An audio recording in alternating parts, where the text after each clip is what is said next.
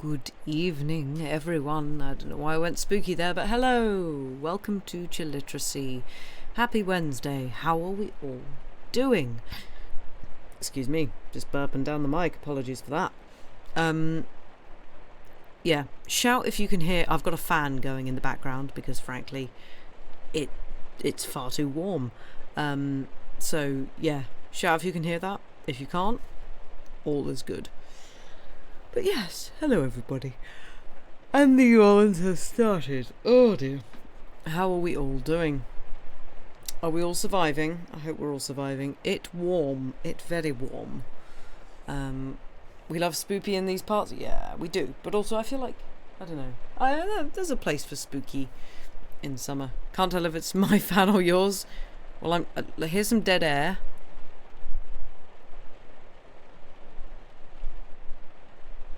Can we hear a fan? If not, then that's fine. If we can, then it's yeah. I don't really want it to interfere. Arian, my goodness me! Thank you very much for the bits. That's very kind of you. Happy Pride indeed. Those are very cool pride flags. Actually, I like them. They're shiny. Thank you very much. Oh yes, and also thank you very much, Lady Mephistopheles, for the 31 months. My goodness me. Very much appreciated. Thank you for sticking around. But yes, it is far too warm. And it's just going to get warmer, which is not really what anyone wants. Why does this happen? Why does this happen? Every time I stream, I start yawning. It's not fair. It's not fair, I say. Oh, and also Dali-sam. Dali-sam. Thank you very much for the resub. 46 months. That's almost like as long as this channel's been existing. What a coincidence. You're not actually listening to stream, Arian, or watch the VOD later? Well, that is absolutely fine.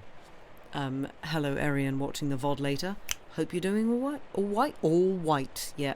All right. I can words. You spent a ridiculous amount of money on meds today and you've been battling a headache. Oh, that sounds fun. I'm sorry to hear that. That sucks. Yeah, hugs, as Llama says. Yeah, I decided to flipping work out earlier. Why did I do that? It's too hot. It's far too hot. Ugh. Would not recommend. But yeah, hope we're all doing okay and surviving. I was in goodness gracious me. I was in Paris last week and it was 32 degrees, I think, 31, 32 degrees, and that was far too warm. Did not enjoy. Paris did enjoy. Heat, not so much. But had some very good ice cream. Those of you who, I don't know Paris / go to Paris regularly / are in the sort of vague vicinity of Paris, I think the place I went to is Glace de Paris, and they have some flavours there that are like, I need to go back and try more flavours. Paris is getting hotter than the south of France. It's crazy. Yeah, Paris seems very hot at the moment. Yeah, it's kind of weird. New long-term meds, you're hoping they'll make you feel better? Oh, I hope so too, yeah.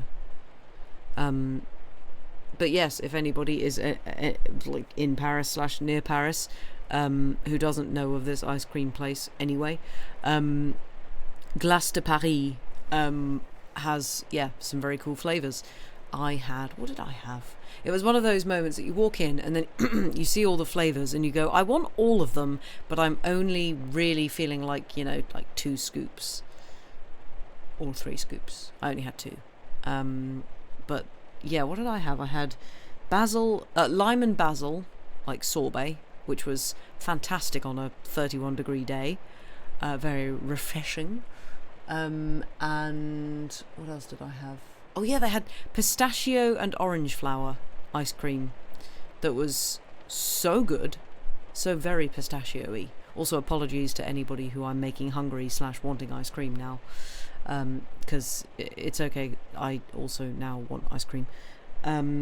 But they also had like smoked vanilla, smoked chocolate, chestnut, matcha, lots of different flavors, like really interesting ones. So I need to go back at some point and literally, I need to go back to Paris on a warm day just so I can I try all these ice creams, basically.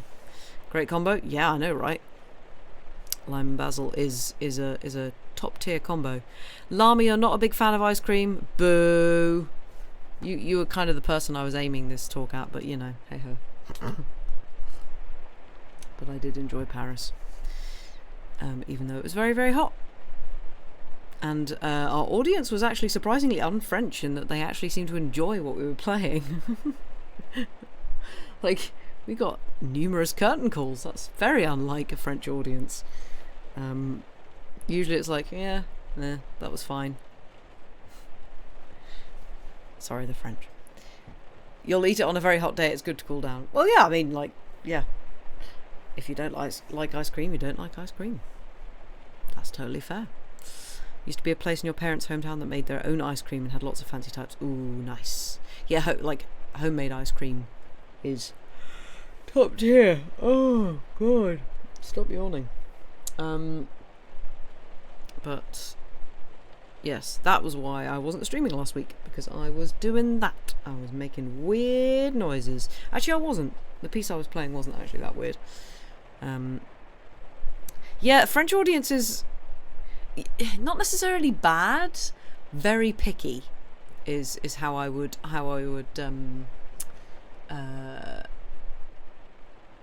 describe a French audience. I mean, obviously I'm tarring everyone with the same brush here, but yeah, like, there's a little bit, like, I mean, to be fair, even though it was a very enthusiastic audience, there were a few people there who gave us like 2 applauses, like just 2 claps, and then looked very sort of aloof. So yeah, I feel like generally French audiences are a bit like, I like what I like, and if I don't like it, I'm not gonna clap. Which is a take, I guess. But you know, sometimes when the musicians themselves aren't particularly enjoying what they're playing and don't actually think it's good, it's quite nice to have an audience that are at least trying to make you feel like, you know, good job for doing the work. Too snooty for live music. France has reached new heights of snootiness. Well, I don't think I don't think it's necessarily live music. The stuff I play is weird, wacky, contemporary stuff. So I think there is a little bit more, oh, I don't like that. Kind of, there's a bit more of a risk of an audience just going, nah. I think. Excuse me. And then just like refusing to clap. But yeah, they were very enthusiastic. It was great. But yes, tonight we are continuing with Barchester Towers. What happened last time? Oh yeah, we had Miscommunication 101 last time, where everybody thinks that Eleanor is entertaining ideas of marrying Mr. Slope. She is doing no such thing. But because she's resenting the fact that everybody thinks so, she's not really being very clear on the fact that she can't stand him. And so it's all bad and miscommunication and oh dear, it's all going wrong. And then Mr. What's-his-face, Arabin, turns out he has fallen in love with Eleanor, and she's kind of a little bit fallen in love with him as well. But, you know, even that can't be plain sailing. They can't properly communicate their feelings to each other, because she's smarting at the fact that he thought that she would entertain Mr. Slope, and he's smarting at the fact that she hasn't actually, you know, outright said, no, I'm not going to even think about that because I hate this man. So that, yeah, that's complicated too. And now the Dean of Barchester has died, and everybody's suddenly like, oh shit, Mr. Slope's gonna get this, isn't he? Oh yikes. So that's currently where we left off. Oh no, he hasn't. Has he died? He's about to die. And everybody's like, oh, who's going to be the next dean? And then lots of people are like, oh, is it going to be Obadiah Slope? And we, as the readers, really hope it's not going to be him, because then he'll have even more power, and we don't want that. He had a stroke, yeah. I mean, it says in the book, it says fit, but yeah, I sort of read it as stroke. Or something akin to that, yeah. Clear communication, now we can't have that. No, I know, because then all the drama in the book would go away, wouldn't it? Can't have clear communication. No. But yes, that was where we are at. So, if we are all sitting comfortably, if we cannot hear my fan, because I ain't turning it off, I might turn it down if it's too annoying, but it's too hot for not having a fan. So, if we are all sitting comfortably, as I said, we shall continue with Barchester Towers by Anthony Trollope. Chapter 32. A new candidate for ecclesiastical honours. The Dean's illness occasioned much mental turmoil in other places besides the deanery and adjoining library, and the idea which occurred to the meagre little prebendary about Mr. Slope did not occur to him alone. The bishop was sitting listlessly in his study when the news reached him of the dean's illness. It was brought to him by Mr. Slope, who, of course, was not the last person in Barchester to hear it. It was also not slow in finding its way to Mrs. Proudie's ears. It may be presumed that there was not just then much friendly intercourse between these two rival claimants for his lordship's obedience. Indeed, though living in the same house, they had not met since the stormy interview between them in the bishop's study on the preceding day. On that occasion Mrs. Proudie had been defeated. That the prestige of continual victory should have been torn from her standards was a subject of great sorrow to that militant lady, but though defeated, she was not overcome. She felt that she might yet recover her lost ground, that she might yet hurl Mr. Slope down to the dust from which she had picked him, and force her shining lord to sue for pardon in sackcloth and ashes. On that memorable day, memorable for his mutiny and rebellion against her high behests, he had carried his way with a high hand, and had really begun to think it possible that the days of his slavery were counted. He had begun to hope that he was now about to enter into a free land, a land delicious with milk which he himself might quaff, and honey which would not tantalize him by being only honey to the eye. When Mrs. Proudie banged the door as she left his room, he felt himself every inch a bishop. To be sure, his spirit had been a little cowed by his chaplain's subsequent lecture, but on the whole he was highly pleased with himself, and flattered himself that the worst was over. Ce n'est que le premier pas qui coûte, he reflected. And now that the first step had been so magnanimously taken, all the rest would follow easily. He met his wife as a matter of course at dinner, where little or nothing was said that could ruffle the bishop's happiness. His daughters and the servants were present and protected him. He made one or two trifling remarks on the subject of his projected visit to the Archbishop, in order to show to all concerned that he intended to have his own way, and the very servants, perceiving the change, transferred a little of their reverence from their mistress to their master. All which the master perceived, and so also did the mistress. But Mrs. Proudie bided her time. After dinner he returned to his study, where Mr. Slope soon found him, and there they had tea together and planned many things. For some few minutes the bishop was really happy. But as the clock on the chimney-piece warned him that the stilly hours of night were drawing on, as he looked at his chamber candlestick and knew that he must use it, his heart sank within him again. He was as a ghost, all whose power of wandering free through these upper regions ceases at cockcrow, or rather he was the opposite of the ghost, for till cockcrow he must again be a serf. And would that be all? Could he trust himself to come down to breakfast a free man in the morning? He was nearly an hour later than usual when he betook himself to his rest. Rest? What rest? However, he took a couple of glasses of sherry and mounted the stairs. Far be it from us to follow him thither. There are some things which no novelist, no historian should attempt, some few scenes in life's drama which even no poet should dare to paint. Let that which passed between Dr. Proudie and his wife on this night be understood to be among them. He came down the following morning a sad and thoughtful man. He was attenuated in appearance, one might almost say emaciated. I doubt whether his now grizzled locks had not palpably become more grey than on the preceding evening. At any rate, he had aged materially. Years do not make a man old gradually and at an even pace.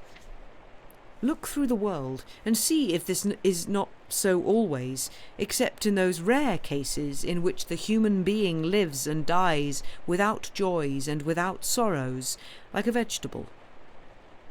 A man shall be possessed of florid, youthful, blooming health till, it matters not what age, 30, 40, 50.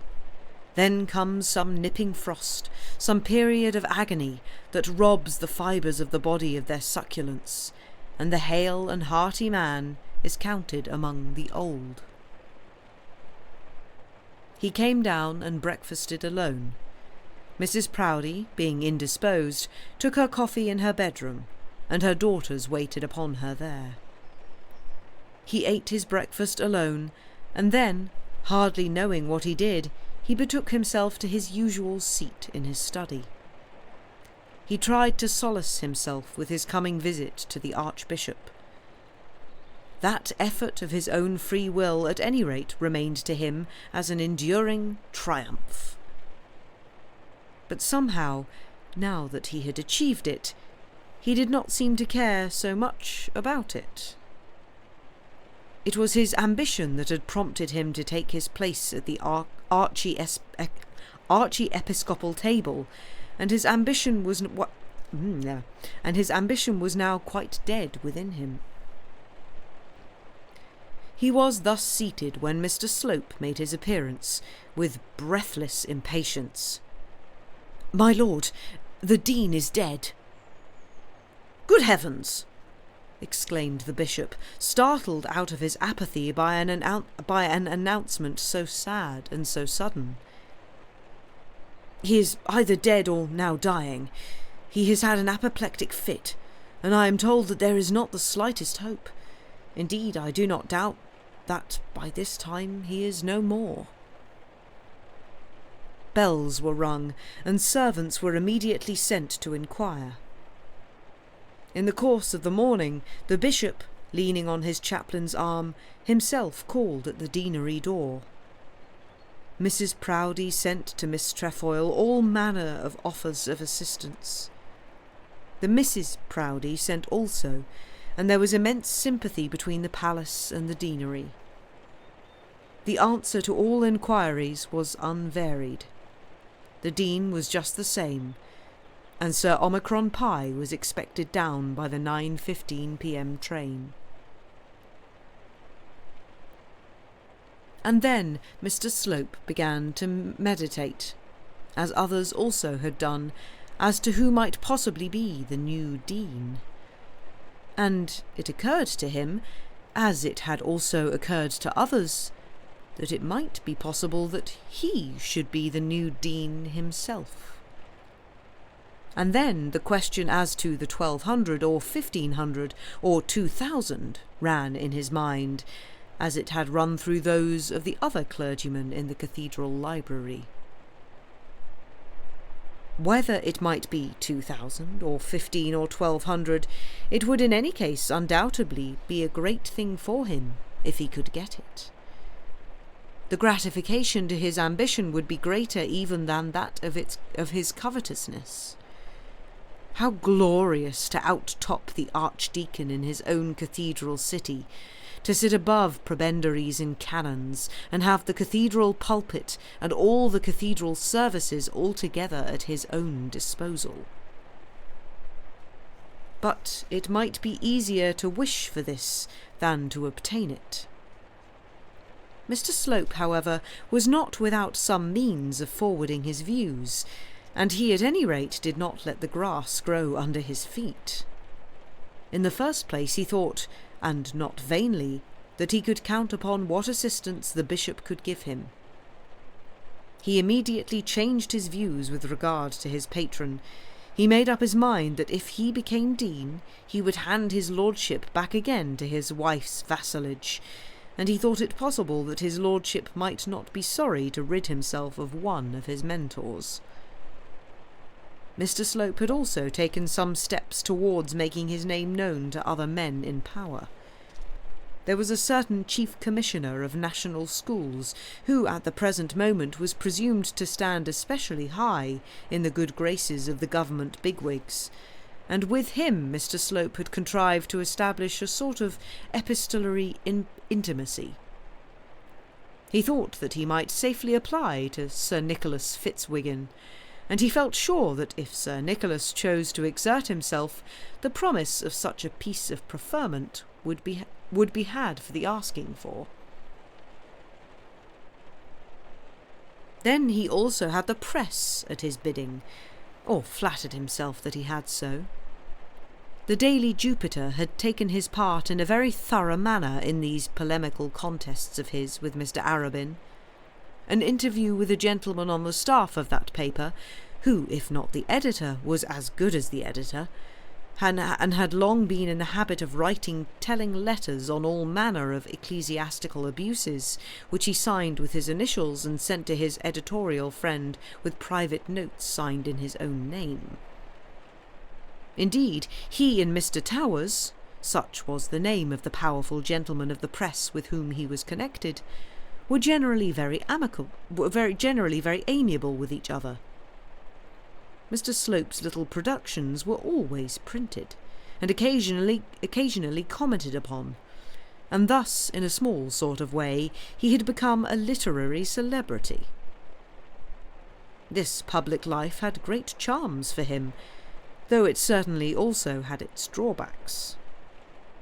On one occasion, when speaking in the presence of reporters, he had failed to uphold and praise and swear by that special line of conduct which had been upheld and praised and sworn by in the Jupiter, and then he had been much surprised, and at the moment not a little irritated, to find himself lacerated most unmercifully by his old ally. He was quizzed and bespattered and made a fool of, just as though, or rather worse than if he had been a constant enemy instead of a constant friend. He had hitherto not learned that a man who aspires to be on the staff of the Jupiter must surrender all individuality. But ultimately this little castigation had broken no bones between him and his friend Mr. Towers. Mr. Slope was one of those who understood the world too well to show himself angry with such a potentate as the Jupiter. He had kissed the rod that scourged him, and now thought that he might fairly look for his reward. He determined that he would at once let Mr. Towers know that he was a candidate for the place which was about to become vacant. More than one piece of preferment had lately been given away much in accordance with advice tendered to the government in the columns of the Jupiter. But it was incumbent on Mr. Slope first to secure the bishop. He specially felt that it behoved him to do this before the visit to the Archbishop was made. It was really quite providential that the Dean should have fallen ill just at the very nick of time. If Dr. Proudie could be instigated to take the matter up warmly, he might manage a good deal while staying at the Archbishop's palace. Feeling this very strongly, Mr. Slope determined to sound the bishop that very afternoon. He was to start on the following morning to London, and therefore not a moment could be lost with safety. He went into the bishop's study about 5 o'clock, and found him still sitting alone. It might have been supposed that he had hardly moved since the little excitement occasioned by his walk to the Dean's door. He still wore on his face that dull, dead look of half-unconscious suffering. He was doing nothing, reading nothing, thinking of nothing, but simply gazing on vacancy when Mr. Slope, for the second time that day, entered his room. "Well, Slope?" said he, somewhat impatiently, for, to tell the truth, he was not anxious just at present to have much conversation with Mr. Slope. "Your lordship will be very sorry to hear that as yet the poor Dean has shown no sign of amendment." Hasn't he? Poor man. I'm sure I'm very sorry. I suppose Sir Omicron has not arrived yet?" "No, not till the 9:15 p.m. train." "I wonder they didn't have a special. They say Dr. Trefoil is very rich." "Very rich, I believe," said Mr. Slope. "But the truth is, all the doctors in London can do no good. No other good than to show that every possible care has been taken. Poor Dr. Trefoil is not long for this world, my lord." "I suppose not. I suppose not. Oh, no. Indeed, his best friends could not wish that he should outlive such a shock, for his intellect cannot possibly survive it." Poor man, said the bishop. "It will naturally be a matter of much moment to your lordship who is to succeed him," said Mr. Slope. "It would be a great thing if you could secure the appointment for some person of your own way of thinking on important points. The party hostile to us are very strong here in Barchester, much too strong." Yes. If poor Dr. Trefoil is to go, it will be a great thing to get a good man in his place." "It will be everything to your lordship to get a man on whose cooperation you can reckon. Only think what trouble we might have if Dr. Grantley or Dr. Hyandry or any of that way of thinking were to get it." "It is not very probable that Lord will give in to any of that school. Why should he?" "No, not probable, certainly not, but it's possible. Great interest will probably be made. If I might venture to advise your lordship, I would suggest that you should discuss the matter with his grace next week. I have no doubt that your wishes, if made known and backed by his grace, would be paramount with the lord." "Well, I don't know that. The lord has always been very kind to me, very kind. But I am unwilling to interfere in such matters unless asked. And indeed, if asked, I don't know whom at this moment I should recommend." Mr. Slope, even Mr. Slope, felt at the present rather abashed. He hardly knew how to frame his little request in language sufficiently modest. He had recognised and acknowledged to himself the necessity of shocking the bishop in the first instance by the temerity of his application, and his difficulty was how best to remedy that by his adroitness and eloquence.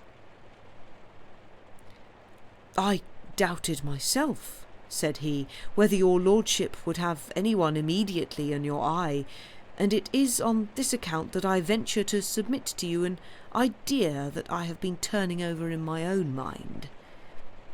If poor Dr. Trefoil must go. I really do not see why, with your lordship's assistance, I should not hold the preferment myself." "You?" exclaimed the bishop, in a manner that Mr. Slope could hardly have considered complimentary. The ice was now broken, and Mr. Slope became fluent enough. "I have been thinking of looking for it. If your lordship will press the matter on the archbishop, I do not doubt but I shall succeed. You see, I shall be the first to move, which is a great matter. Then I can count upon assistance from the public press. My name is known, I may say somewhat favourably known, to that portion of the press which is now most influential with the government, and I have friends also in the government. But, nevertheless, it is to you, my lord, that I look for assistance.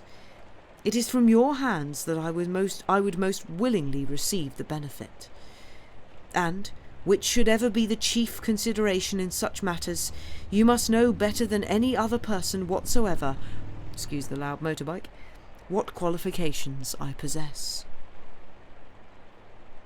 The bishop sat for a while dumbfounded. Mr. Slope, Dean of Barchester? The idea of such a transformation of character would never have occurred to his own unaided intellect. At first he went on thinking, why, for what reasons, on what account Mr. Slope should be Dean of Barchester. But by degrees the direction of his thoughts changed, and he began to think, why, for what reasons, on what account Mr. Slope should not be Dean of Barchester. As far as he himself, the bishop, was concerned, he could well spare the services of his chaplain. That little idea of using Mr. Slope as a counterpoise to his wife had well nigh evaporated. He had all but acknowledged the futility of the scheme. If indeed he could have slept in his chaplain's bedroom instead of his wife's, there might have been something in it. But... And thus, as Mr. Slope was speaking, the bishop began to recognise the idea that that gentleman might become Dean of Barchester without impropriety. Not moved, indeed, by Mr. Slope's eloquence, for he did not follow the tenor of his speech, but led thereto by his own cogitations. "I need not say," continued Mr. Slope, "that it would be my chief desire to act in all matters connected with the cathedral as far as possible in accordance with your views. I know your lordship so well, and I hope you know me well enough to have the same feelings, that I am satisfied that my being in that position would add materially to your own comfort, and enable you to extend the sphere of your useful influence. As I said before, it is most desirable that there should be but one opinion among the dignitaries of the same diocese. I doubt much whether I would accept such an appointment in any diocese in which I should be constrained to differ much from the bishop. In this case there would be a delightful uniformity of opinion." Mr. Slope perfectly well perceived that the bishop did not follow a word he said, but nevertheless he went on talking. He knew it was necessary that Dr. Proudie should recover from his surprise, and he knew also that he must give him the opportunity of appearing to have been persuaded by argument. So he went on, and produced a multitude of fitting reasons, all tending to show that no one on earth could make so good a Dean of Barchester as himself, that the government and the public would assuredly coincide in desiring that he, Mr. Slope, should be Dean of Barchester, but that for high considerations of ecclesiastical polity it would be especially desirable that this piece of preferment should be so bestowed through the instrumentality of the bishop of the diocese. "But I really don't know what I could do in the matter," said the bishop. "If you would mention it to the archbishop, if you could tell his grace that you consider such an appointment very desirable, that you have it much at heart with a view to putting an end to schism in the diocese. If you did this with your usual energy, you would probably find no difficulty in inducing his Grace to promise that he would mention it to the Lord. Of course, you would let the Archbishop know that I am not looking for the preferment solely through his intervention, that you do not exactly require him to ask it as a favour, that you expect that I shall get it through other sources, is indeed the case, but that you are very anxious that his Grace should express his approval of such an arrangement to the Lordship. It ended in the Bishop promising to do as he was bid. Not that he so promised without a stipulation. "About that hospital," he said in the middle of the conference, "I was never so troubled in my life." Which was about the truth. "You haven't spoken to Mr. Harding since I saw you?" Mr. Slope assured his patron that he had not. "Ah, well then, I think upon the whole it will be better to let Quiverful have it. It has been half promised to him, and he has a large family and is very poor. I think on the whole it will be better to make out the nomination for Mr. Quiverful." "But, my lord," said Mr. Slope, still thinking that he was bound to make a fight for his own view on this matter, and remembering that it still behoved him to maintain his lately acquired supremacy over Mrs. Proudie, lest he should fail in his views regarding the deanery. "But, my lord, I am really much afraid—" "Remember, Mr. Slope," said the bishop, "I can hold out no sort of hope to you in this matter of succeeding poor Dr. Trefoil. I will certainly speak to the Archbishop as you wish it, but I cannot think—" "Well, my lord," said Mr. Slope, fully understanding the bishop, and in his turn interrupting him, "perhaps your lordship is right about Mr. Quiverful. I have no doubt I can easily arrange matters with Mr. Harding, and I will make out the nomination for your signature as you direct." "Yes, Slope, I think that will be best. And you may be sure that any little that I can do to forward your views shall be done." Mr. Slope had now much business on his hands. He had to make his daily visit to the Signora. This common prudence should have now induced him to omit, but he was infatuated, and could not bring himself to be commonly prudent. He determined, therefore, that he would drink tea at the Stanhopes, and he determined also, or thought that he determined, that having done so he would go thither no more. He had also to arrange his matters with Mrs. Bold. He was of opinion that Eleanor would grace the deanery as perfectly as she would the chaplain's cottage, and he thought, moreover, that Eleanor's fortune would excellently repair any dilapidations and curtailments in the dean's stipend which might have been made by that ruthless ecclesiastical commission. Touching Mrs. Bold, his hopes now soared high. Mr. Slope was one of that numerous multitude of swains who think that all is fair in love, and he had, accordingly, not refrained from using the services of Mrs. Bold's own maid. From her he had learned much of what had taken place at Plumstead, not exactly with truth, for the own maid had not been able to divine the exact truth, but with some sort of similitude to it. He had been told that the Archdeacon and Mrs. Grantley and Mr. Harding and Mr. Arabin had all quarrelled with Mrs. for having received a letter from Mr. Slope, that Mrs. had positively refused to give the letter up, that she had received from the Archdeacon the option of giving up either Mr. Slope and his letter, or else the Society of Plumstead Rectory, and that Mrs. had declared, with much indignation, that she didn't care a straw for the Society of Plumstead Rectory, and that she wouldn't give up Mr. Slope for any of them. Considering the source from whence this came, it was not quite so untrue as might have been expected. It showed pretty plainly what had been the nature of the conversation in the servants' hall, and, coupled as it was with the certainty of Eleanor's sudden return, it appeared to Mr. Slope to be so far worthy of credit as to justify him in thinking that the fair widow would, in all human probability, accept his offer. All this work was therefore to be done. It was desirable, he thought, that he should make his offer before it was known that Mr. Quiverful was finally appointed to the hospital. In his letter to Eleanor, he had plainly declared that Mr. Harding was to have the appointment. It would be very difficult to explain this away, and were he to write another letter to Eleanor, telling the truth and throwing the blame on the bishop, it would naturally injure him in her estimation.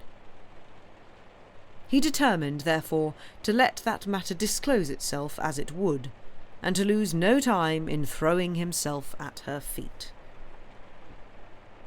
Then he had to solicit the assistance of Sir Nicholas Fitzwiggin and Mr. Towers, and he went directly from the bishop's presence to compose his letters to those gentlemen.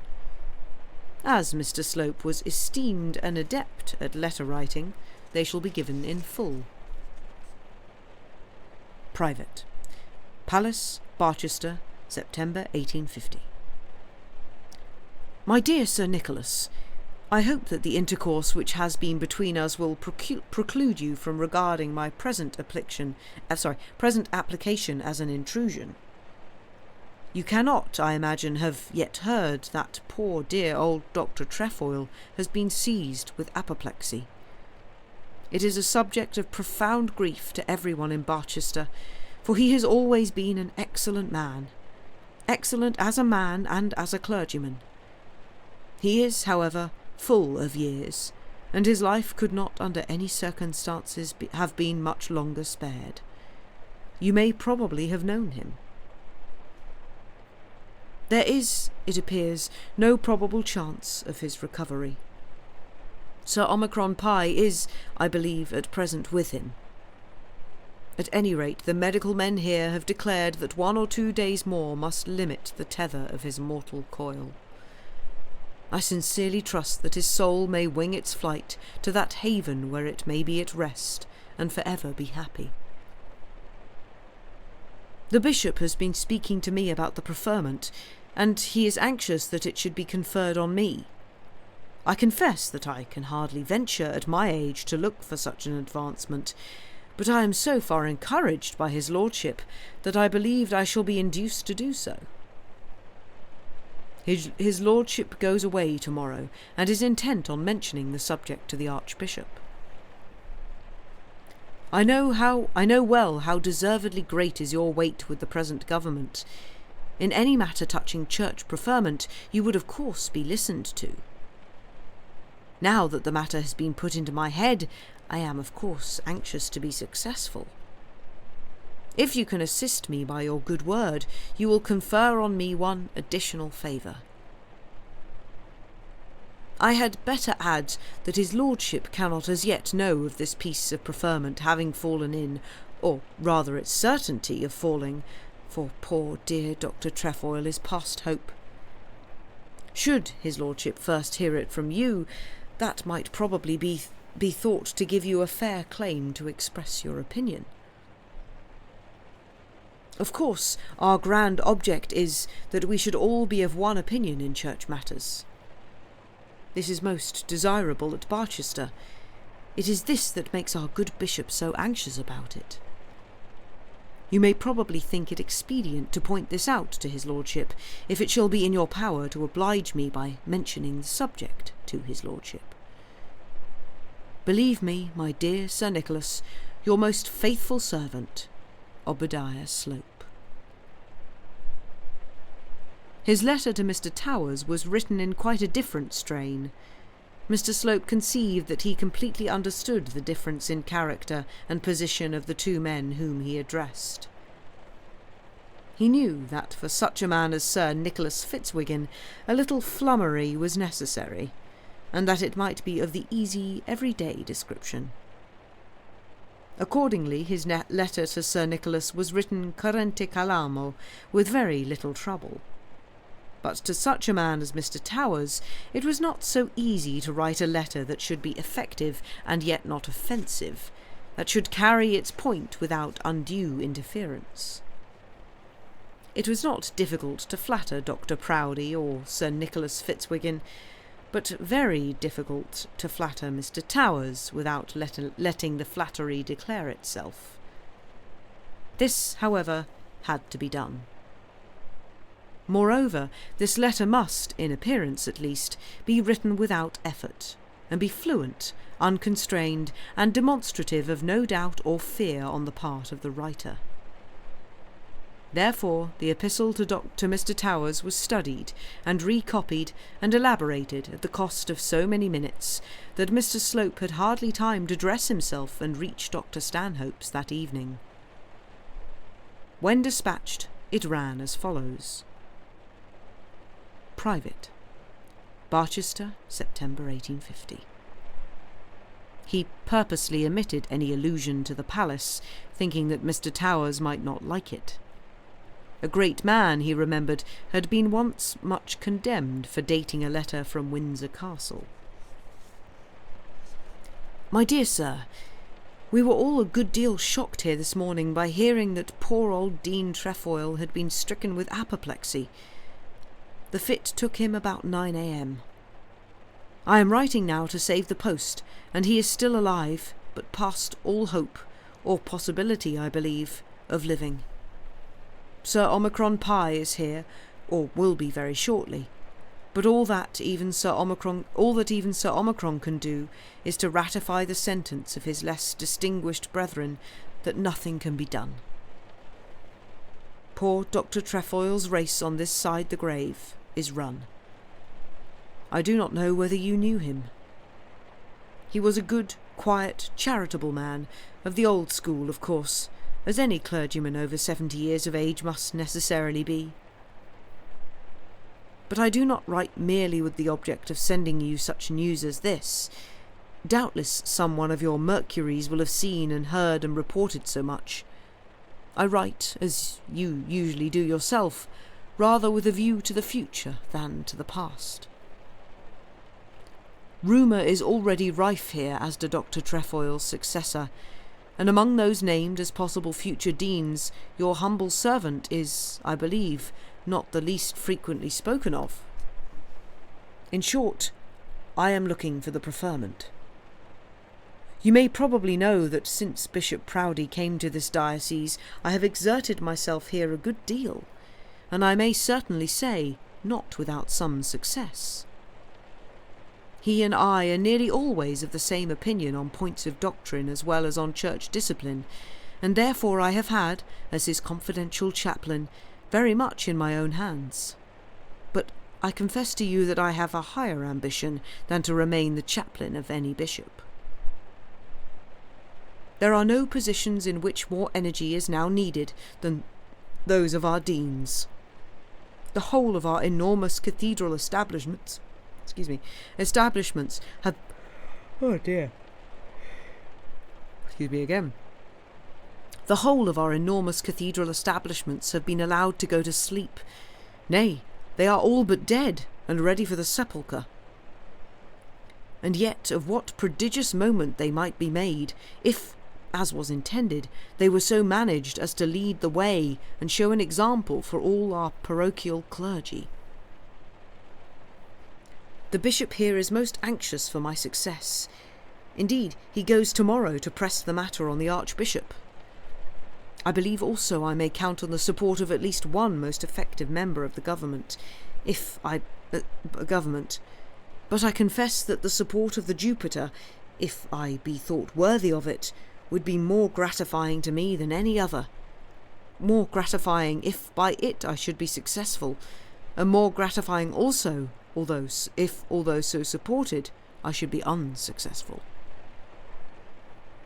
The time has, in fact, come in which no government can venture to fill up the high places of the church in defiance of the public press. The age of honourable bishops and noble deans has gone by, and any clergyman, however humbly born, can now hope for success, if his industry, talent, and character be sufficient to call forth the manifest opinion of the public in his favour. At the present moment, we all feel that any counsel given in such matters by the Jupiter has the greatest weight, is indeed generally followed, and we feel also, I am speaking of clergymen of my own age and standing, that it should be so. There can be no patron less interested than the Jupiter, and none that more thoroughly understands the wants of the people. I am sure you will not suspect me of asking from you any support which the paper with which you are connected cannot conscientiously give me. My object in writing is to let you know that I am a candidate for the appointment. It is for you to judge whether or no you can assist my views.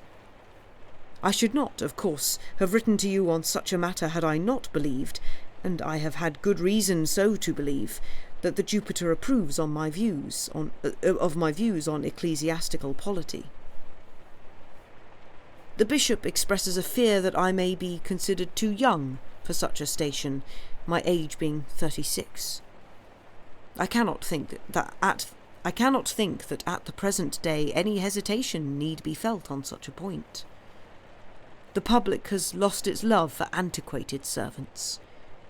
If a man will ever be fit to do good work, he will be fit at 36 years of age. Believe me, very faithfully yours, Obadiah Slope. Having thus exerted himself, Mr. Slope posted his letters, and passed the remainder of the evening at the feet of his mistress.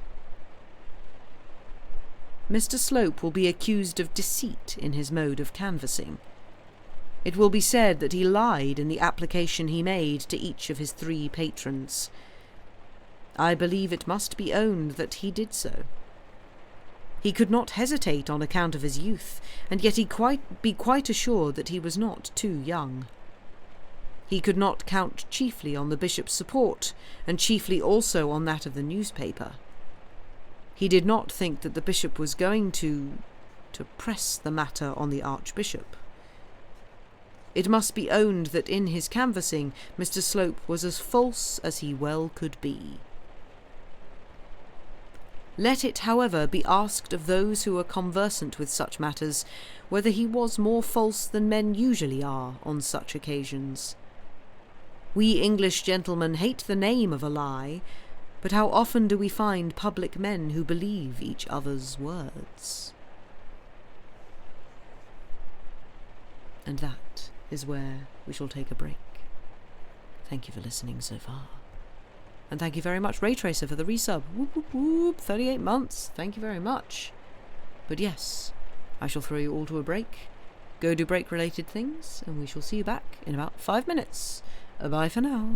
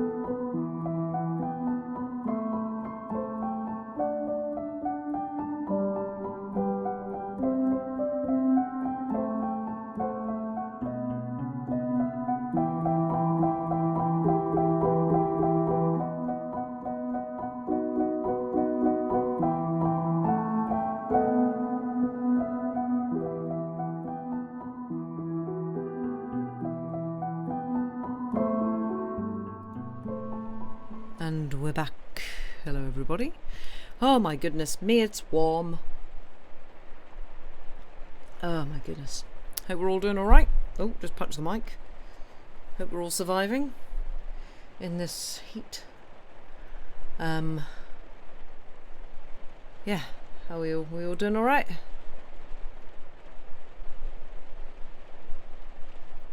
I hope so. I'll see how my voice does. It's feeling a little bit and I've got to do a lot of singing tomorrow, so I will do probably a couple more chapters. We shall see. But yes, I think I might just get straight back into it, I think. So if we're all sitting comfortably, ready for more ecclesiastical drama. Do like a good old bit of ecclesiastical drama. It's awfully fun. But yeah. Hang on, where did I just get to? Yes. We shall continue with Chapter 33. Mrs. Proudie Victrix. The next week passed over at Barchester with much apparent tranquillity. The hearts, however, of some of the inhabitants were not so tranquil as the streets of the city. The poor old dean still continued to live, just as Sir Omicron Pie had prophesied that he would do, much to the amazement, and some thought disgust, of Dr. Filgrave.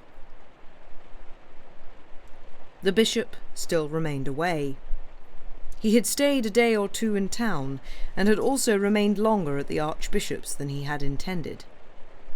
Mr. Slope had as yet received no line in answer to either of his letters, but he had learned the cause of this. Sir Nicholas was stalking a deer, or attending the Queen in the Highlands, and even the indefatigable Mr. Towers had stolen an autumn holiday, and had made one of the yearly tribe who now ascend Mont Blanc. Mr. Slope learned that he was not expected back till the last day of September. Mrs. Bold was thrown much with the Stanhopes, of whom she became fonder and fonder. If asked, she would have said that Charlotte Stanhope was her especial friend, and so she would have thought. But, to tell the truth, she liked Bertie nearly as well. She had no more idea of regarding him as a lover than she would have had of looking at a big tame dog in such a light. Bertie had become very intimate with her, and made little speeches to her, and said little things of a sort very different from the speeches and sayings of other men. But then this was almost always done before his sisters, and he, with his long silken beard, his light blue eyes and strange dress, was so unlike other men. She admitted him to a kind of familiarity which she had never known with anyone else, and of which she by no means understood the danger. She blushed once at finding that she had called him Bertie, and on the same day only barely remembered her position in time to check herself from playing upon him some personal practical joke to which she was instigated by Charlotte. In all this Eleanor was perfectly innocent, and Bertie Stanhope could hardly be called guilty. But every familiarity into which Eleanor was entrapped was deliberately planned by his sister. She knew well how to play her game, and played it without mercy. She knew none so well what was her brother's character, and she would have handed over to him the young widow, and the young widow's money, and the money of the widow's child, without remorse. With her pretended friendship and warm cordiality, she strove to connect Eleanor so closely with her brother as to make it impossible that she should go back even if she wished it. But Charlotte Stanhope knew nothing of Eleanor's character, did not even understand that there were such characters. She did not comprehend that a young and pretty woman could be playful and familiar with a man such as Bertie Stanhope, and yet have no idea in her head, no feeling in her heart, that she would have been ashamed to own to all the world. Charlotte Stanhope did not in the least conceive that her new friend was a woman whom nothing could entrap into an inconsiderate marriage, whose mind would have revolted from the slightest impropriety had she been aware that any impropriety existed. Miss Stanhope, however, had tact enough to make herself and her father's house very agreeable to Mrs. Bold.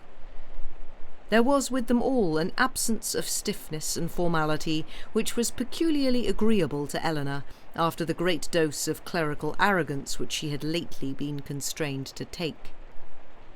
She played chess with them, walked with them, and drank tea with them, studied, or pretended to study, astronomy, assisted them in writing stories in rhyme, in turning prose tragedy into comic verse, or comic stories into would-be tragic poetry.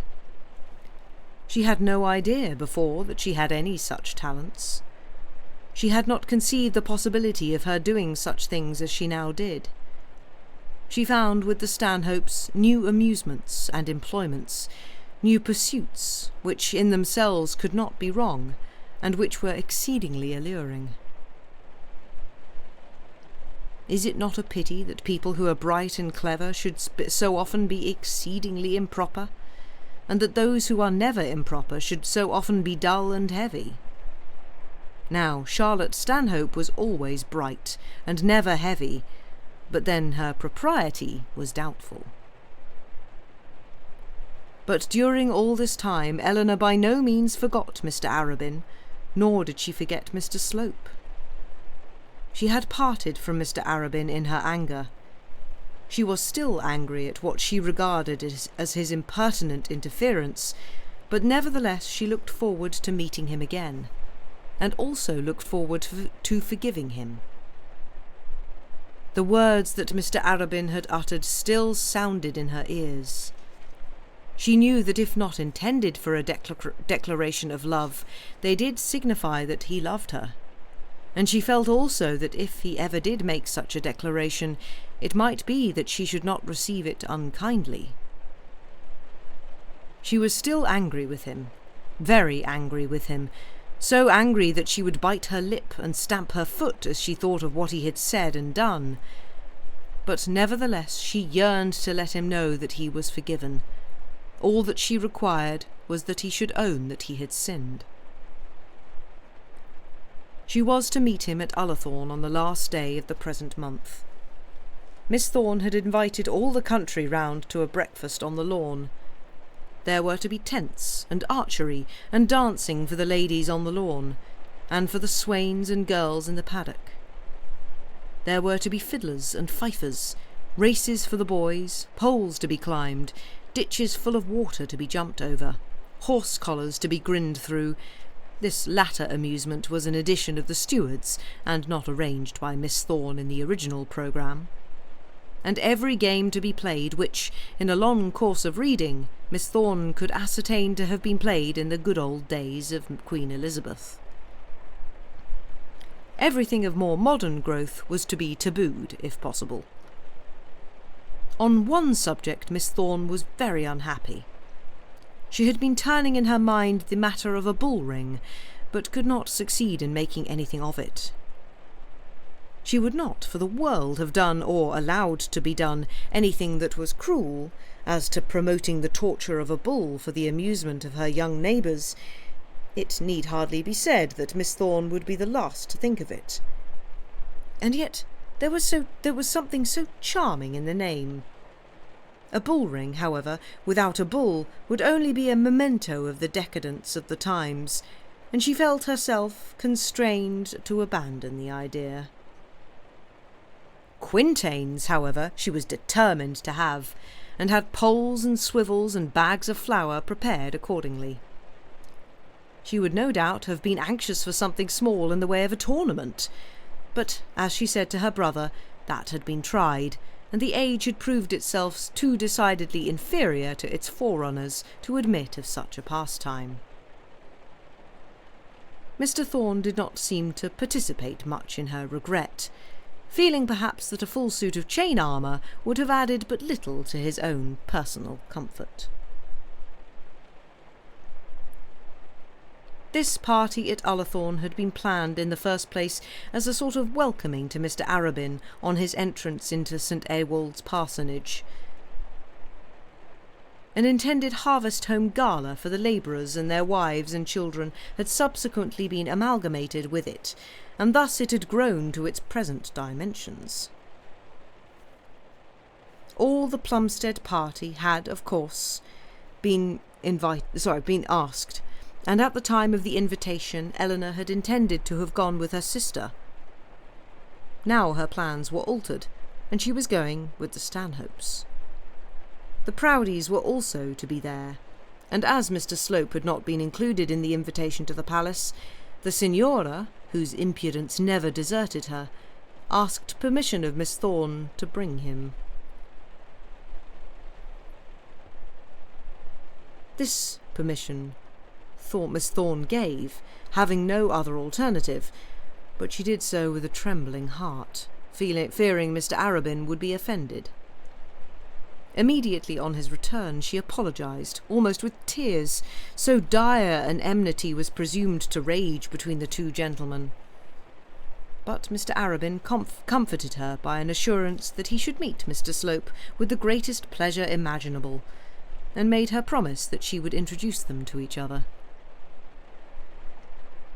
But this triumph of Mr. Slope's was not so agreeable to Eleanor, who, since her return to Barchester, had done her best to avoid him.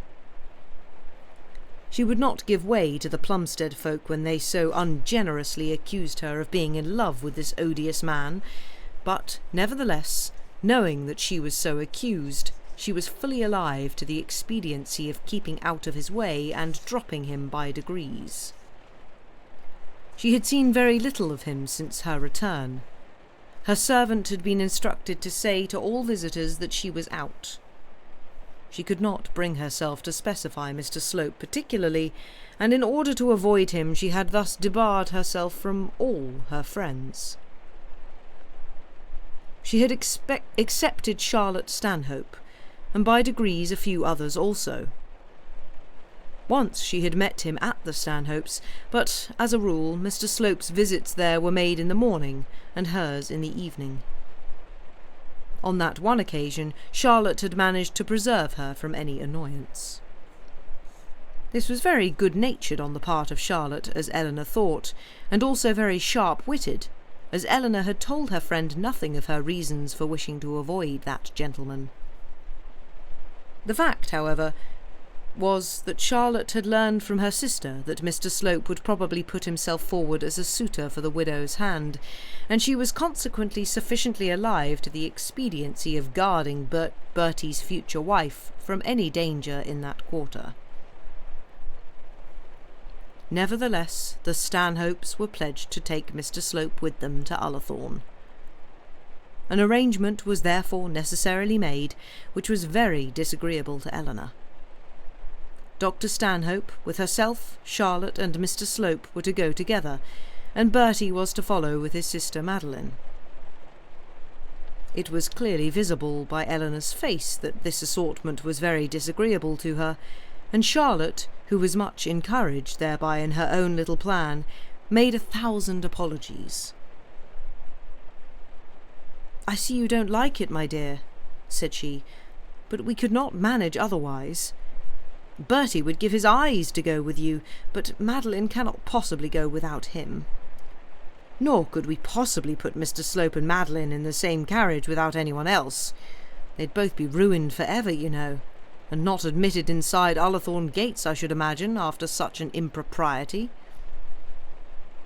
"Of course that wouldn't do," said Eleanor, "but couldn't I go in the carriage with the Signora and your brother?"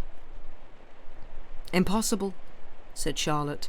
"When she is there, there is only room for 2. The Signora, in truth, did not care to do her travelling in the presence of strangers. "Well, then," said Eleanor, "you are all so kind, Charlotte, and so good to me, that I am sure you won't be offended, but I think I'll not go at all." Not go at all? What nonsense! Indeed you shall. It had been absolutely determined in family council that Bertie should propose on that very occasion. "Or I can take a fly," said Eleanor. "You know I am not embarrassed by so many difficulties as you young ladies. I can go alone." "Nonsense, my dear. Don't think of such a thing. After all, it is only for an hour or so, and, to tell the truth, I don't know what it is you dislike so. I thought you and Mr. Slope were great friends. What is it you dislike?" "Oh, nothing particular," said Eleanor. "Only I thought it would be a family party. Of course it would be much nicer, much more snug if Bertie could go with us. It is he that is badly treated.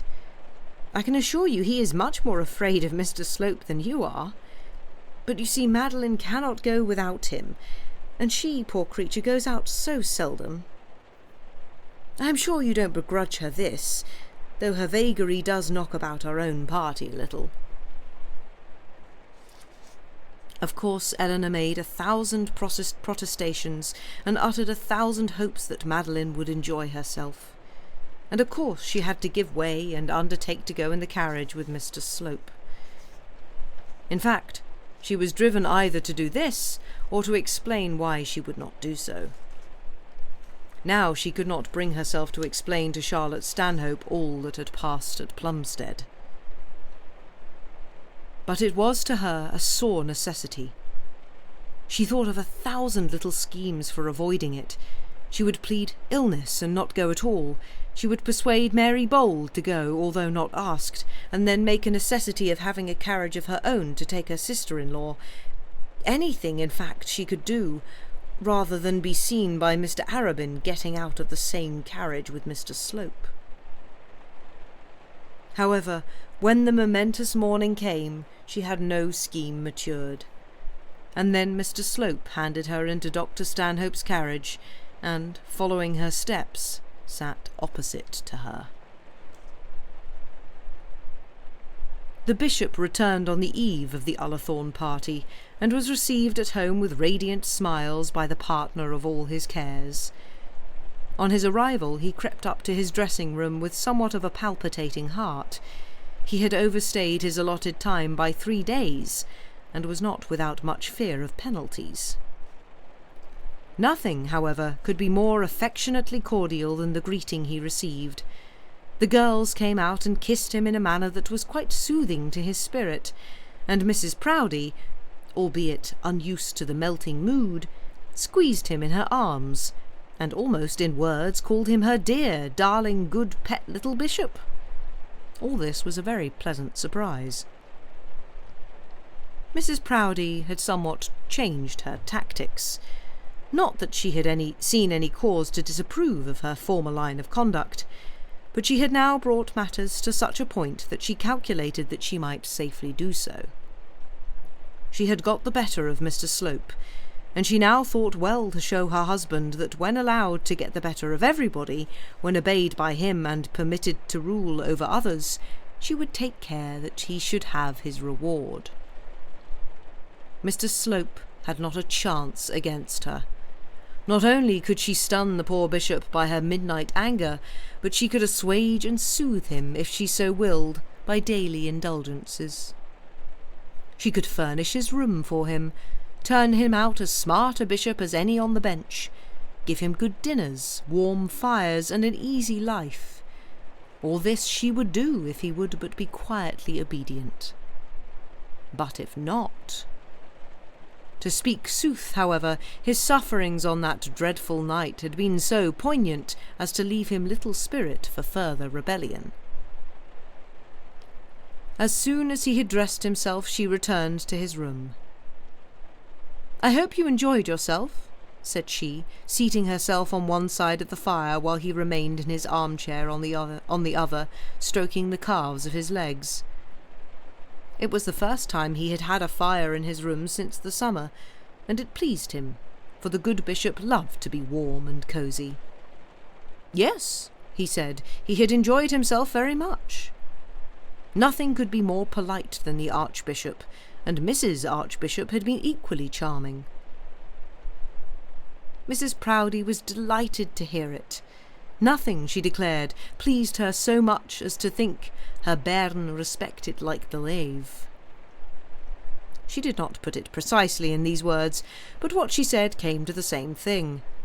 And then, having petted and fondled her little man sufficiently, she proceeded to business. "The poor Dean is still alive," said she. So I hear," said the bishop. "I'll go to the deanery directly after breakfast tomorrow." "We are going to this party at Ullathorne tomorrow morning, my dear. We must be there early, you know, by 12 o'clock, I suppose." Said the bishop. "Then I'll certainly call the next day." "Was much said about it at the Archbishop's?" asked Mrs. Proudie. "About what?" said the bishop. "Filling up the Dean's place," said Mrs. Proudie. As she spoke, a spark of the wonted fire returned to her eye, and the bishop felt himself to be a little less comfortable than before. "Filling up the Dean's place? That is, if the Dean dies? Very little, my dear. It was mentioned, just mentioned." "And what did you say about it, Bishop?" "Why, I said that I thought that if, that is, should the Dean die, that is, I said that I thought—" As he went on, stammering and floundering, he saw that his wife's eyes were fixed sternly on him. Why should he encounter such evil for a man whom he loved so slightly as Mr. Slope? Why should he give up his enjoyments and his ease, and such dignity as might be allowed to him, to fight a losing battle for a chaplain? The chaplain, after all, if successful, would be as great a tyrant as his wife. Why fight at all?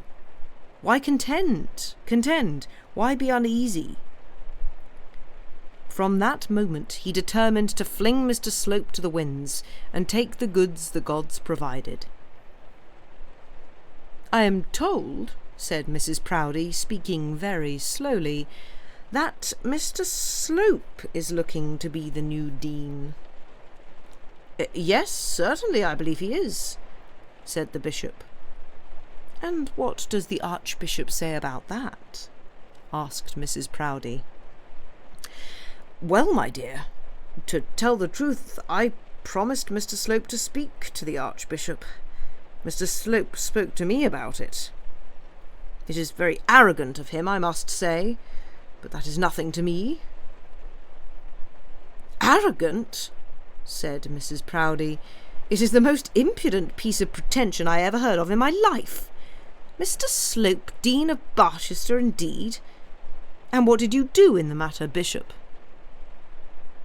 "Why, my dear, I did speak to the Archbishop." "You don't mean to tell me," said Mrs. Proudie, "that you are going to make yourself ridiculous by lending your name to such a preposterous attempt as this? Mr. Slope, Dean of Barchester, indeed!" And she tossed her head and put her arms akimbo, with an air of confident defiance that made her husband quite sure that Mr. Slope would never be Dean of Barchester. In truth, Mrs. Proudie was all but invincible. Had she married Petruchio, it may be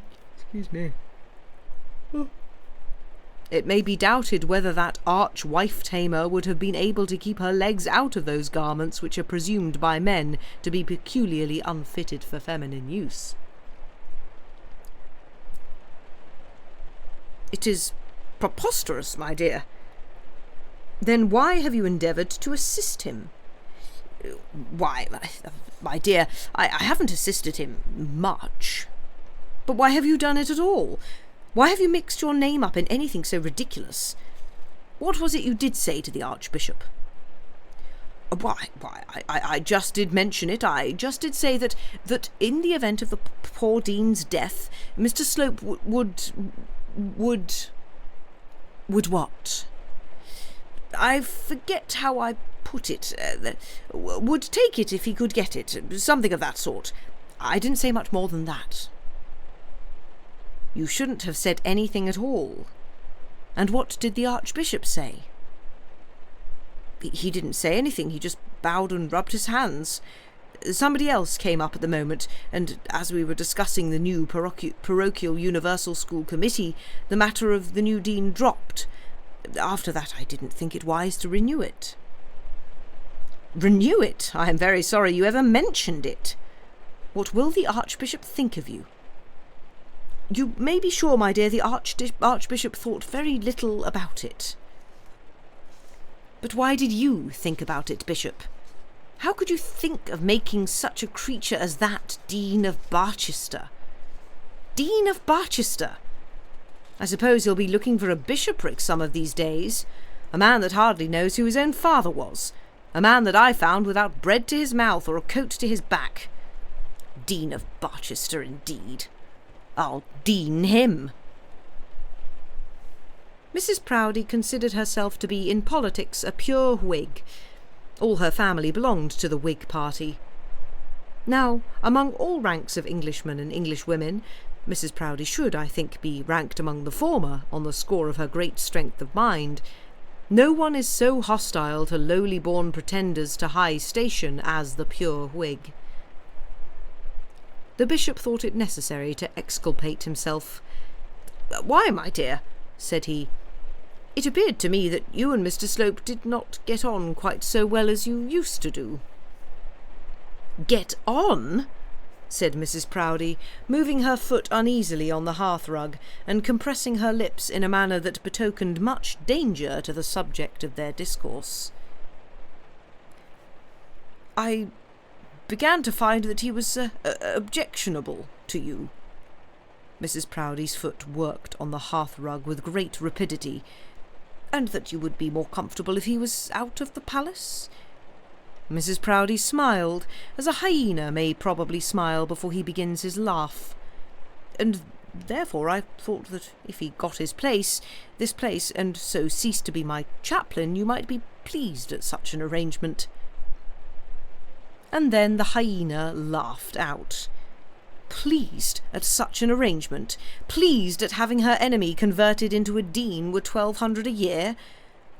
Medea, when she describes the customs of her native country, I am quoting from Robson's edition, assures her astonished auditor that in her land captives, when taken, are eaten. "You pardon them?" says Medea. "We do indeed," says the mild Grecian. "We eat them," says she of Colchis, with terrific energy. Mrs. Proudie was the Medea of Barchester. She had no idea of not eating Mr. Slope. Pardon him? Merely get rid of him? Make a dean of him? It was not so they did with their captives in her country, among people of her sort. Mr. Slope had no such mercy to expect. She would pick him to the very last bone. "Oh, yes, my dear, of course he'll cease to be your chaplain," said she. "After what has passed, that must be a matter of course. I couldn't for a moment think of living in the same house with such a man. Besides, he has shown himself quite unfit for such a situation, making broils and quarrels among the clergy, getting you, my dear, into scrapes, and taking upon himself as though he were good as bishop himself. Of course he'll go. But because he leaves the palace, that is no reason why he should get into the deanery." Of course not," said the bishop. "But to save appearances, you know, my dear." "I don't want to save appearances. I want Mr. Slope to appear just what he is, a false, designing, mean, intriguing man. I have my eye on him. He little knows what I see. He is misconducting himself in the most disgraceful way with that lame Italian woman. That family is a disgrace to Barchester, and Mr. Slope is a disgrace to Barchester. If he doesn't look well to it, he'll have his gown stripped off his back instead of having a dean's hat on his head. Dean indeed. The man has gone mad with arrogance." The bishop said nothing further to excuse either himself or his chaplain, and having shown himself passive and docile, was again taken into favour. They soon went to dinner, and he spent the pleasantest evening he had had in his own house for a long time.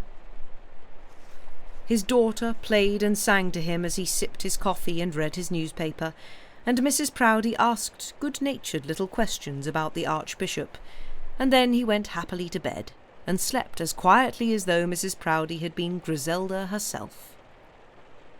While shaving himself in the morning and preparing for the festivities of Ullathorne, he fully resolved to run no more tilts against a warrior so fully armed at all points as was Mrs. Proudie.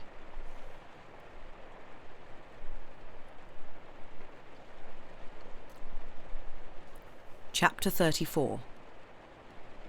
Oxford, the master and tutor of Lazarus.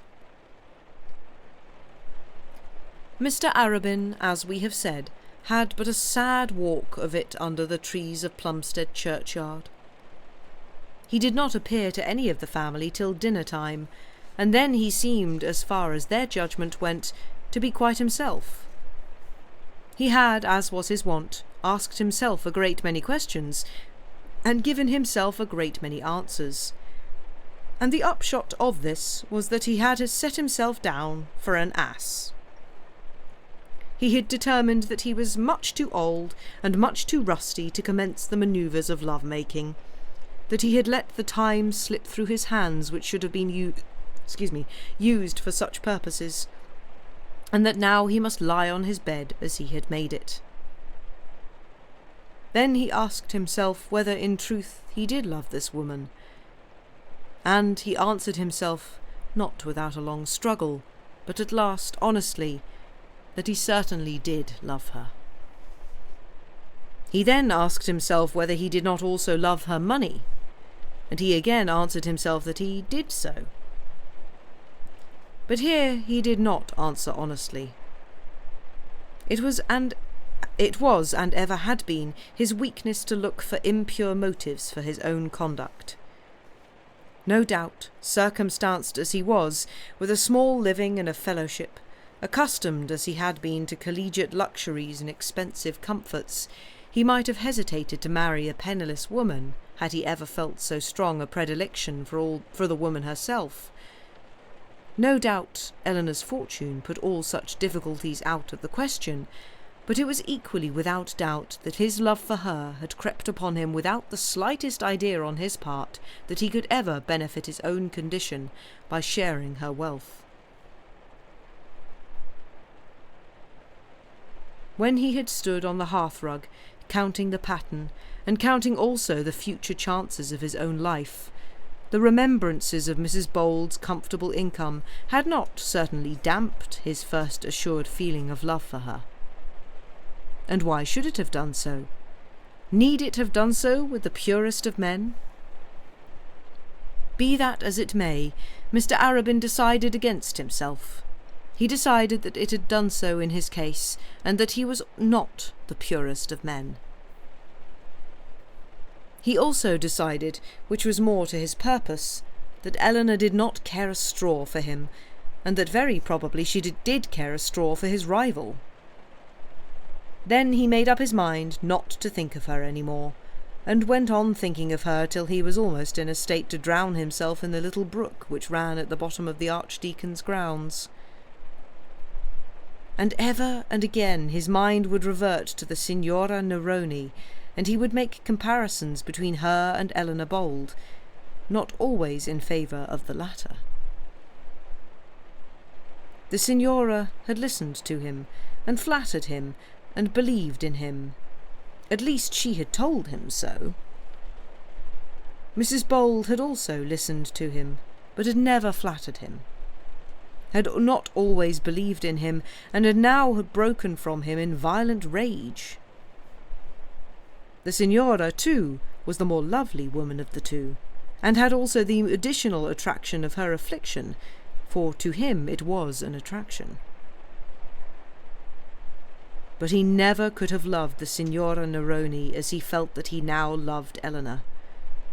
And so he flung stones into the brook, instead of flinging in himself, and sat down on its margin as sad a gentleman as you shall meet in a summer's day.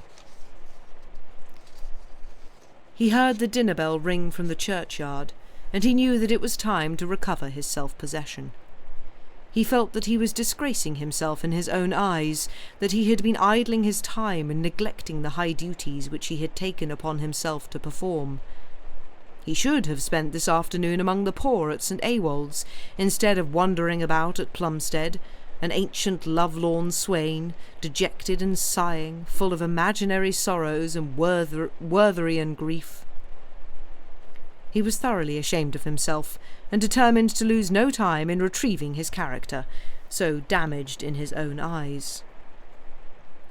Thus, when he appeared at dinner, he was as animated as ever, and was the author of most of the conversation which graced the Archdeacon's board on that evening. Mr. Harding was ill at ease and sick at heart, and did not care to appear more comfortable than he really was. What little he did say was said to his daughter.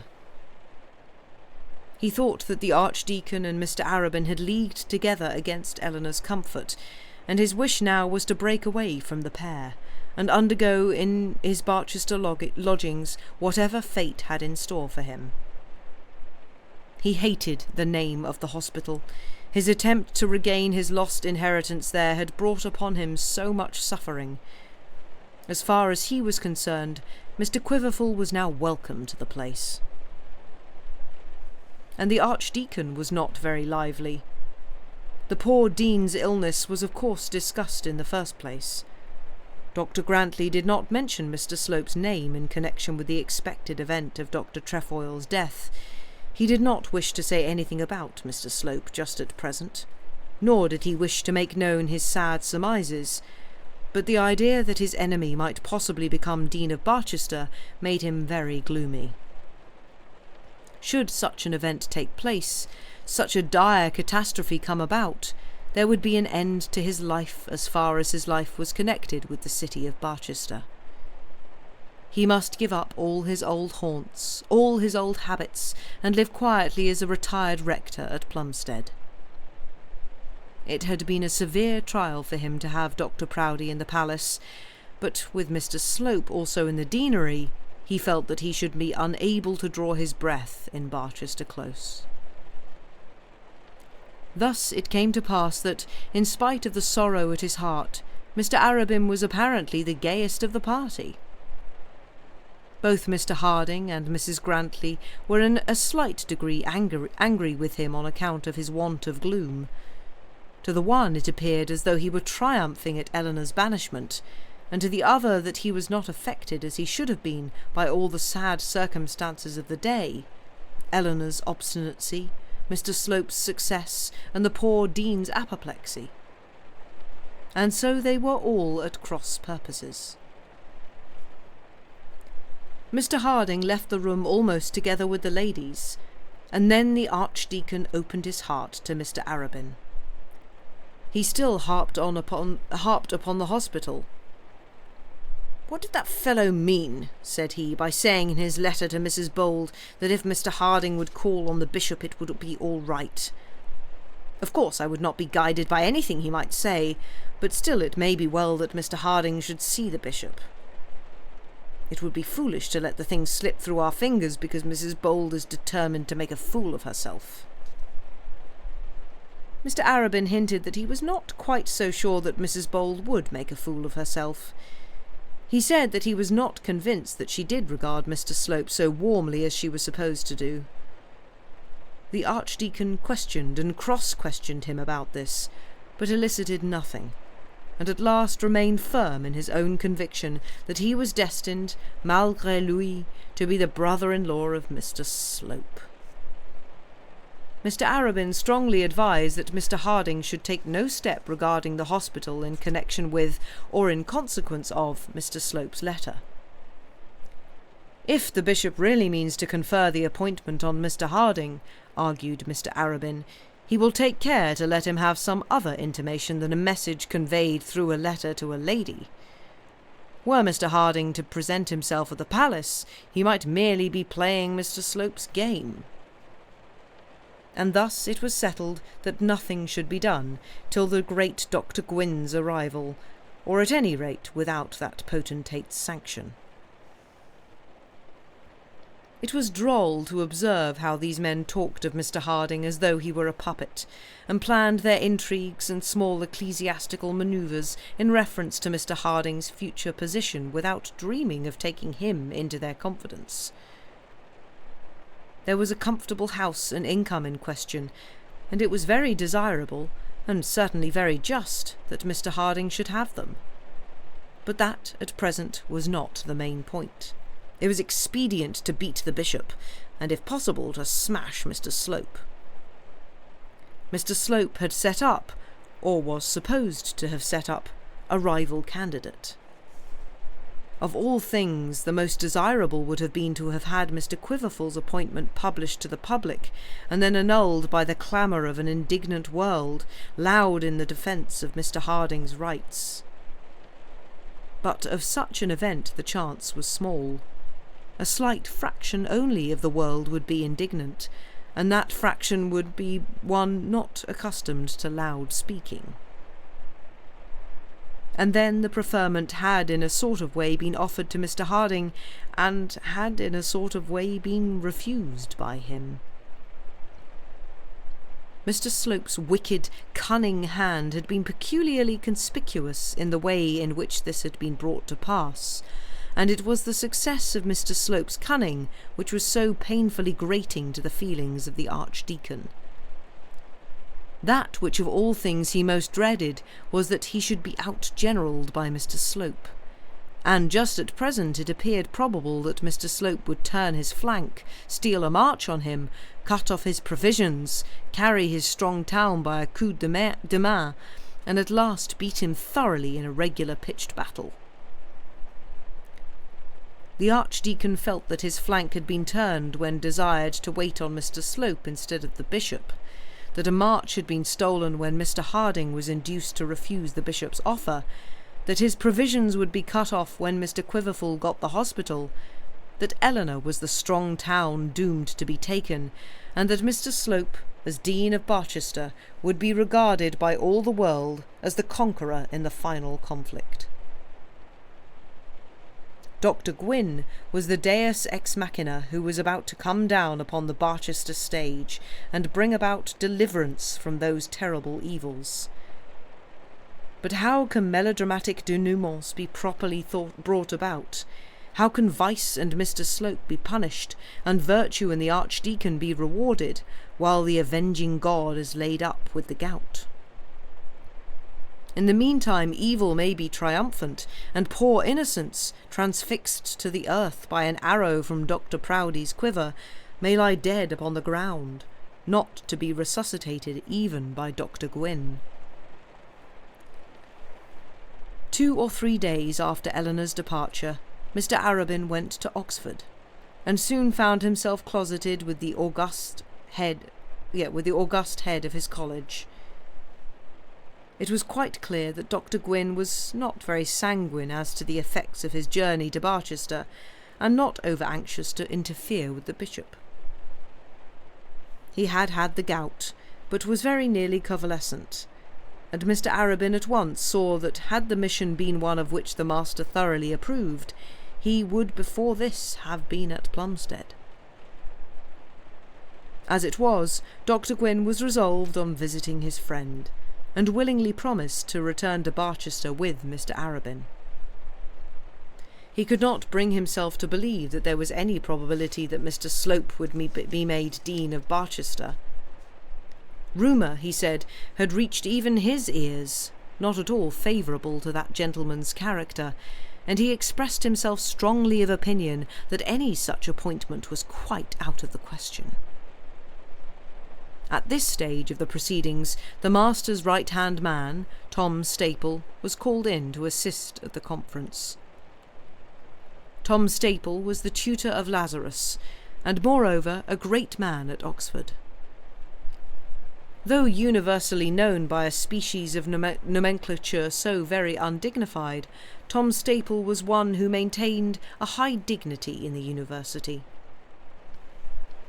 He was, as it were, the leader of the Oxford tutors, a body of men who consider themselves collectively as being, by very little, if at all, second in importance to the heads themselves. It is not always the case that the master or warden or provost or principal can hit it off exactly with his tutor. A tutor is by no means indisposed to have a will of his own, but at Lazarus they were great friends and firm allies at the time of which we are writing. Excuse me, just yawning. Tom Staple was a hale, strong man of about 45, short in stature, swarthy in face, with strong, sturdy black hair and crisp black beard, of which very little was allowed to show itself in shape of whiskers. He always wore a white neckcloth, clean indeed, but not tied with that scrupulous care which now distinguishes some of our younger clergy. He was, of course, always clothed in a seemly suit of solemn black. Mr. Staple was a decent, cleanly liver, not over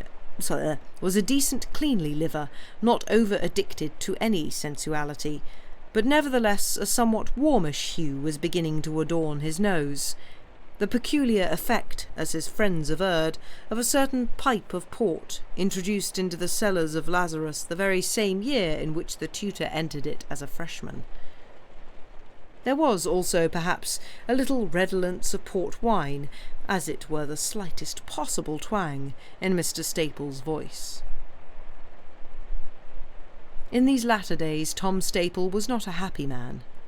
University reform had long been his bugbear, and now was his bane. It was not with him, as with most others, an affair of politics, respecting which, when the need existed, he could, for party's sake or on behalf of principle, maintain a certain amount of necessary zeal. It was not with him a subject for dilettante warfare and courteous commonplace opposition. To him it was life and death. The statu quo of the university was his only idea of life, and any reformation was as bad to him as death. He would willingly have been a martyr in the cause, had the cause admitted of martyrdom. At the present day, unfortunately, public affairs will allow of no such martyrs, and therefore it is that there is such a deficiency of zeal. Could gentlemen of 10,000 a year have died on their own doorsteps in defence of protection, no doubt some half-dozen glorious old baronets would have so fallen, and the school of protection would at this day have been crowded with scholars. Who can fight strenuously in any combat in which there is no danger?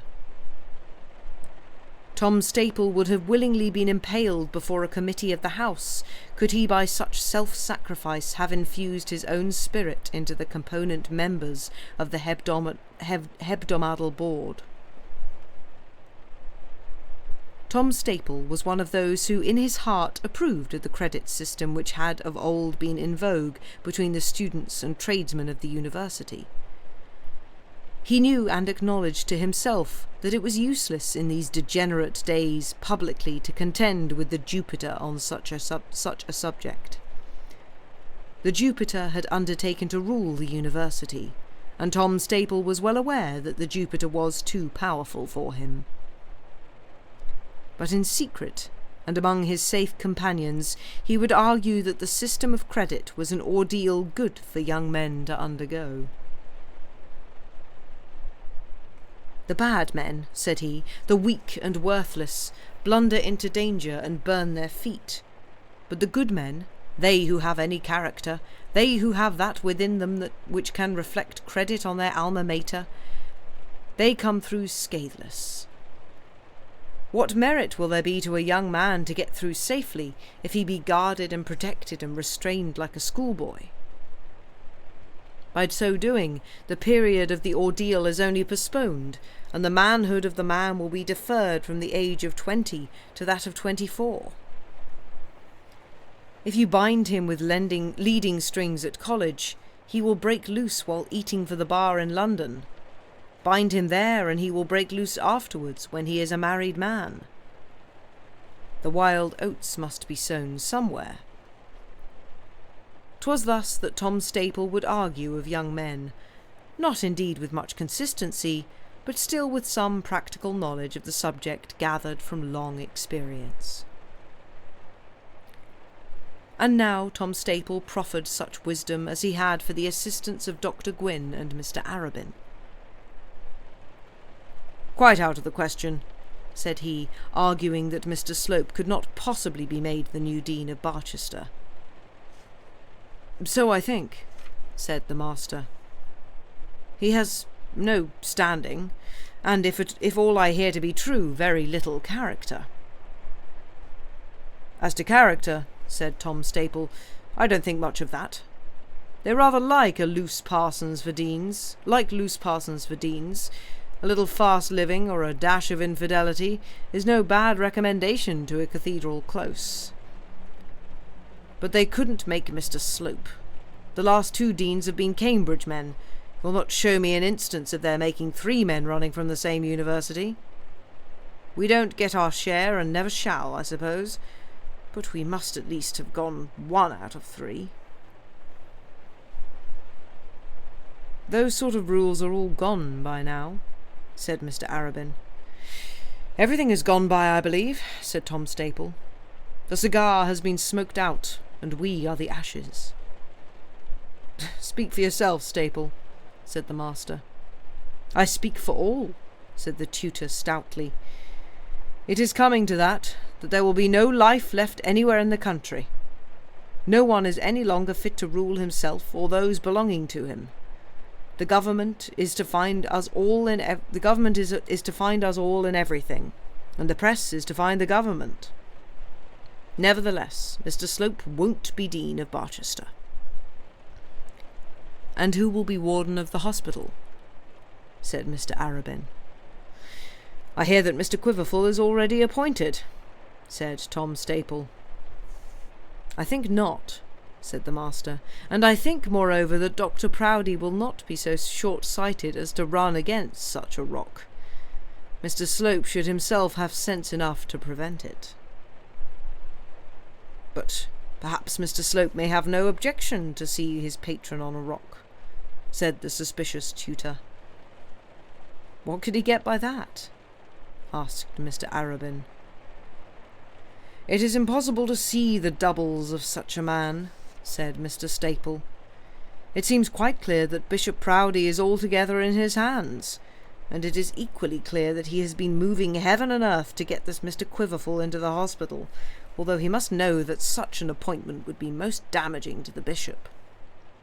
It is impossible to understand such a man, and dreadful to think," added Tom Staple, sighing deeply, "that the welfare and fortunes of good men may depend on his intrigues." Dr. Gwynn or Mr. Staple were not in the least aware, nor even was Mr. Arabin, that this Mr. Slope of whom they were talking had been using his utmost efforts to put their own candidate into the hospital, and that in lieu of being permanent in the palace, his own expulsion therefrom had been already decided on by the high powers of the diocese. "I'll tell you what," said the tutor, "if this Quiverful is thrust into the hospital, and Dr. Trefoil does die, I should not wonder if the government were to make Mr. Harding Dean of Barchester. They would feel bound to do something for him after all that was said when he resigned." Dr. Gwynn at the moment made no reply to this suggestion, but it did not the less impress itself on his mind. If Mr. Harding could not be warden of the hospital, why should he not be Dean of Barchester? And so the conference ended without any very fixed resolution, and Dr. Gwynn and Mr. Arabin prepared for their journey to Plumstead on the morrow. And that is where we shall finish for tonight. Thank you for listening. Oh, drama, more drama. But yes, I hope you enjoyed. I am still enjoying. I do like Dr. Philgrave as a name. Great name. Excellent name. Oh, excuse me. But I am very tired. And I think rather than raiding tonight, I think we might just finish there. Because it's too hot and I'm very tired. So Sam should be back in theory on Saturday with some more short stories of some description. Not entirely sure what the plan is, but something like that. And I should, in theory, be back next Wednesday with more Barchester Towers. But yes, go take care of yourselves. Survive the heat. Be the good people that you are. And we shall see you again soon. Thank you very much for listening, and good night.